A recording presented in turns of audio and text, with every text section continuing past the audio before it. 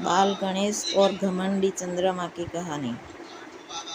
हर किसी को मालूम है कि गणेश जी को मोदक और मिठाई बहुत पसंद है। शायद इसलिए भी वो किसी के भी निमंत्रण को स्वीकार कर लेते हैं और पेट के साथ ही मन भरकर मिठाई खाते हैं। एक बार की बात है, धनपति कुबेर ने भगवान शिव और माता पार्वती को भोजन पर बुलाया, लेकिन भगवान शिव ने कहा कि मैं कैलाश छोड़कर नहीं जा सकता हूँ, और पार्वती जी ने कहा कि मैं अपने स्वामी को छोड़कर नहीं जा सकती हूँ।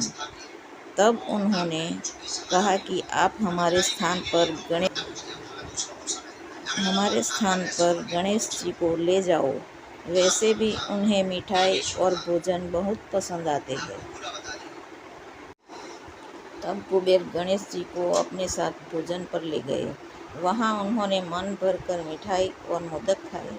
वापस आते समय कुबेर ने उन्हें मिठाई का थाल देकर विदा किया। लौटते समय चंद्रमा की चांदनी में गणेश जी अपने चूहे पर बैठ आ रहे थे, लेकिन ज़्यादा खाने के कारण बड़ी ही मुश्किल से अपने आप को संभाल पा रहे थे। उसी समय अचानक चूहे का पैर किसी पत्थर से लगाकर डगमगाने लगा। उससे गणेश जी के चूहे से ऊपर से गिर गया और पेट ज़्यादा भरा होने के कारण अपने आप को संभाल नहीं सके और मिठाइयाँ भी यहाँ वहाँ गिर गई।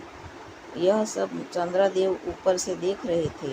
उन्होंने जैसे ही गणेश जी को गिरता देखा तो अपनी हंसी रोक नहीं पाए और उनका मजाक उड़ाते हुए बोले कि जब खुद को संभाल नहीं सकते तो इतना खाते क्यों हो।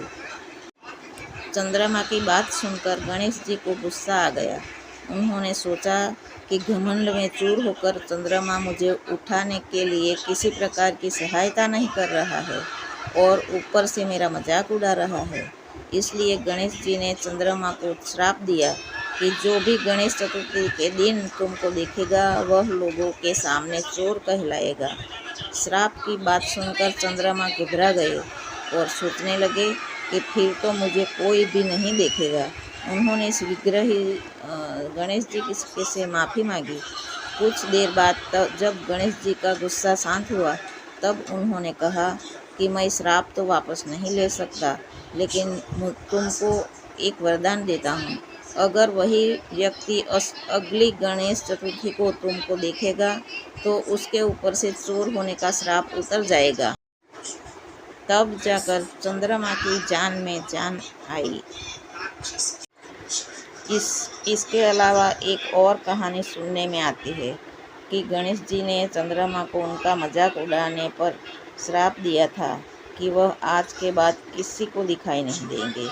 चंद्रमा ने माफ़ी मांगने पर उन्होंने कहा कि मैं श्राप तो वापस नहीं ले सकता, लेकिन एक वरदान देता हूँ कि तुम माह में एक दिन किसी को भी नहीं दिखाई दोगे और माह में एक दिन पूर्ण रूप से आसमान पर दिखाई दोगे।